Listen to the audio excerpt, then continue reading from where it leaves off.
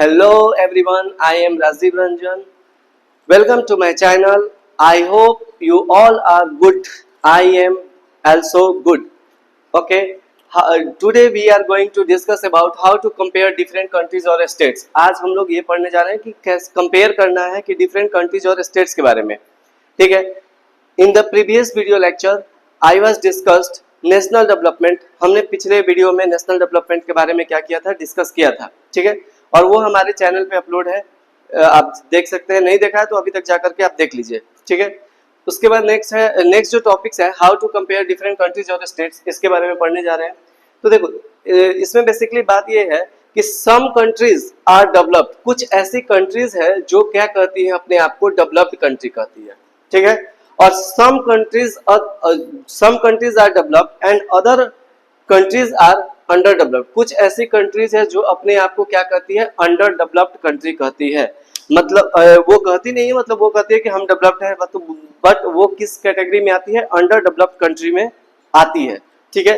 तो अगर बात करें तो अगर इंडिविजुअली सब कंट्री से अगर कुछ सबका अपना अपना क्या होता है, गोल्स होता है. जैसे एग्जांपल्स लेकर के समझते हैं, ज्यादा समझ में आएगा. अगर कंट्री ए है, ये कहती है कि हमारे यहाँ क्या है, एजुकेशन सिस्टम अच्छा है, इसीलिए हम अब क्या है, डेवलप्ड है. ठीक है. कंट्री बी क्या कहती है कि हमारे यहाँ इंडस्ट्रीज है तो प्रोडक्शन ज्यादा हो रहा है, इसलिए हम डेवलप्ड है. कंट्री सी क्या कहता है कि हमारे यहाँ मिलिट्री पावर है, इसीलिए हम क्या है, डेवलप्ड है. तो यहाँ पे हम ये देख रहे हैं कि तीनों कंट्रीज में कोई कंपेयर नहीं है, मतलब कोई एक एडवांटेज नहीं, मतलब एक चीज नहीं है जिससे हम ये कह सके कि वो डेवलप्ड है. एजुकेशन सिस्टम है तो वो भी डेवलप्ड है, इंडस्ट्रीज है तो वो भी डेवलप्ड है, मिलिट्री पावर है तो वो भी डेवलप्ड है. लेकिन हमें क्या निकालना होगा, इसके लिए एक कंपेयर करने के लिए एक कॉमन क्राइटेरिया रखना होगा, जिससे ये पता चले कि वो कंट्री क्या है, डेवलप्ड है. बात समझ में आ रही है. जैसे अगर देखा जाए तो होता क्या है ना कि इंडिया और पाकिस्तान का जब मैच होता है तो पाकिस्तान अगर हार जाता है मैच में, वो मोस्टली हारता ही है, हार जाता है, तो उनका डेवलपमेंटल गोल क्या हो जाता है, टीवी फोड़ देना. हमारे यहाँ क्या होता है, पटाखा को फोड़ते हैं. तो इस तरह से क्या होता है ना कि उनका टीवी फोड़ना ही क्या है, डेवलपमेंटल गोल है. किसकी, पाकिस्तान की. हमारे यहाँ जो है अगर डेवलपमेंटल गोल्स या फिर ऐसे समझते हैं, हमारे यहाँ क्या डेवलपमेंटल गोल्स के नाम पे क्या होता है, रोड बनता है, हॉस्पिटल्स बनते हैं, एजुकेशन फैसिलिटीज को अच्छी किया जाती है. पाकिस्तान क्या करता है, बम बनाता है.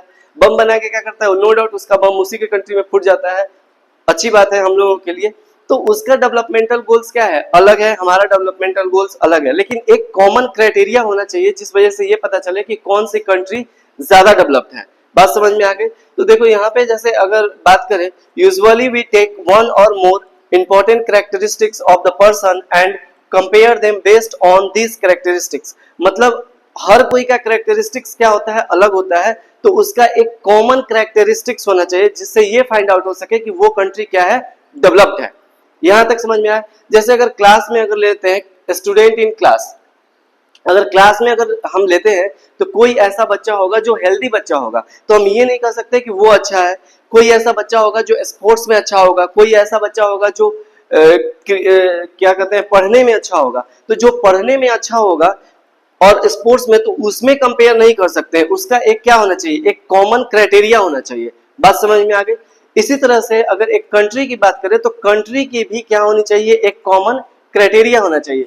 तो वही कॉमन कंपेयर करेंगे अगर कंट्रीज को आपस में, तो एक कॉमन क्राइटेरिया निकल के आता है जिसको हम लोग क्या बोलते हैं, income. Income is a common criteria, मतलब उसको हम लोग क्या बोलते हैं, कॉमन क्राइटेरिया अगर निकालेंगे तो वो हमारा क्या हो जाएगा, कंपेयरिंग करेंगे तो इनकम. ठीक है. No doubt. अगर इसमें भी क्या है, थोड़ा सा क्रक्स है. जैसे अगर मान लीजिए किसी कंपनी का इनकम ज्यादा है तो ये जरूरी नहीं है कि वो डेवलप्ड होगी. अगर किसी कंपनी का इनकम कम है तो हो सकता है वो भी क्या होगा, डेवलप्ड होगा. तो यहाँ पे वही बात लिखी हुई है कि income of the all residents of the country is called the total income. जो भी कंट्री का, जो कंट्री में रह रहे हैं जितने रेसिडेंट्स हैं, उन सब का इनकम को जोड़ देंगे, टोटल इनकम, तो वो हमारा क्या हो जाएगा, टोटल इनकम हो जाएगा. ठीक है. But total income is not such a useful measure. मतलब टोटल इनकम जो है वो हमारा एक यूजफुल मेजर नहीं है. क्यों नहीं है, तो इसके लिए भी एक एग्जांपल सेट किया मैंने. जैसे दो कंट्री को लेकर के कंपेयर करते हैं, एक हमारा कंट्री ए है और दूसरा हमारा कंट्री बी है. अगर कंट्री ए का टोटल इनकम अगर निकालते हैं तो 10,000 है, और कंट्री बी का अगर टोटल इनकम निकालेंगे तो कितना है 14,000 है। ठीक है, तो अगर इन दोनों में अगर कंपेयर करेंगे तो हम क्या कहेंगे, कंट्री बी जो है वो क्या है, ज्यादा डेवलप्ड है। हम ये कह सकते हैं ना कि कंट्री बी हमारा क्या है, ज्यादा डेवलप्ड है। बट यहाँ पे क्या होगा कि अगर तो उसको मेजर कैसे करेंगे, हमने क्या बोला था कि नॉट ए सचफुल यूजफुल मेजर, मतलब यूजफुल मेजरमेंट नहीं है। टोटल इनकम जो है वो हमारा यूजफुल मेजरमेंट नहीं है। ठीक है, तो पॉपुलेशन देखेंगे तो पॉपुलेशन अगर यहाँ पे देखिए 4 लोग मिल करके, यानी यहाँ पे 4 क्या है, पीपल है, पीपल है और पीपल्स है, 4 लोग मिल करके 10,000 रुपया कमा रहे हैं। यहाँ पे 7 पीपल्स मिल करके कितना कमा रहे हैं, तो 14,000 रुपया कमा रहे हैं। तो हम क्या निकालते हैं, इसका एवरेज निकालते हैं। अगर एवरेज निकालेंगे तो पर हेड कितना पड़ रहा है, 2,500 रुपया, 2,500। बट यहाँ पे पर हेड कितना पड़ रहा है, 2,000 रुपया। तो यहाँ पे हम देख रहे हैं क्या कि वहां पे हमें 2,000 रुपया पड़ रहा है। एक आदमी कितना कमा रहा है, 2,000 रुपया कमा रहा है। नो डाउट, क्योंकि पॉपुलेशन ज्यादा है इसीलिए उस कंट्री का इनकम ज्यादा है। यहाँ पे पॉपुलेशन कम है इसीलिए यहाँ पे कंट्री का इनकम कम है। तो हम एवरेज जो निकालते हैं वही हमारा क्या होता है, उसी से हम डिसाइड करते हैं कि वो कंट्री क्या है, ज्यादा डेवलप्ड है। जिसका एवरेज ज्यादा आएगा वो ज्यादा डेवलप्ड होगी compare to the other countries. तो यहाँ पे टोटल इनकम हमने क्या देखा था, कंट्री बी का ज्यादा है, लेकिन जब एवरेज निकालना स्टार्ट किए तो कंट्री ए का एवरेज क्या हो गया, ज्यादा हो गया compare to the country B का।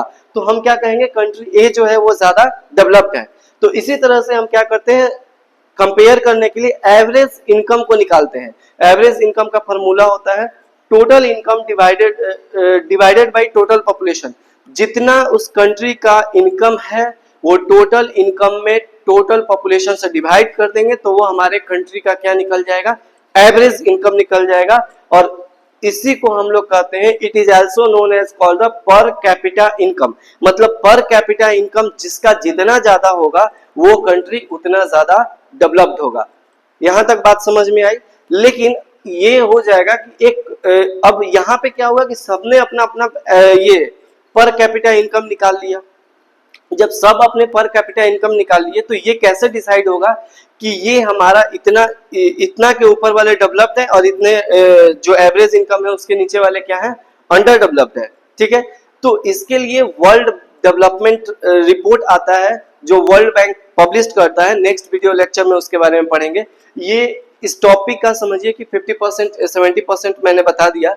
अब यहाँ पे हमने अभी तक ये सीखा कि एवरेज इनकम कैसे निकालेंगे, ठीक है, और कैसे कंपेयर करेंगे। एक चीज होने से वो कंट्री क्या होती है, डेवलप नहीं होती है। एक कॉमन क्राइटेरिया निकालते हैं और कंपेयर करने के लिए हमारा क्या होता है, इनकम होता है। और वो इनकम टोटल पॉपुलेशन का इनकम नहीं होगा, sorry total residence of the country का टोटल इनकम नहीं होता है। उसको हम क्या निकालते हैं, एवरेज इनकम निकालते हैं। जैसे टोटल इनकम जो है उसमें नंबर ऑफ पॉपुलेशन से डिवाइड करते हैं तो एवरेज इनकम निकलता है। और it is also known as called the per capita income. इसी को हम लोग पर कैपिटा इनकम कहते हैं। आई होप ये टॉपिक आपको समझ में आया होगा। ठीक है, thank you for watching me.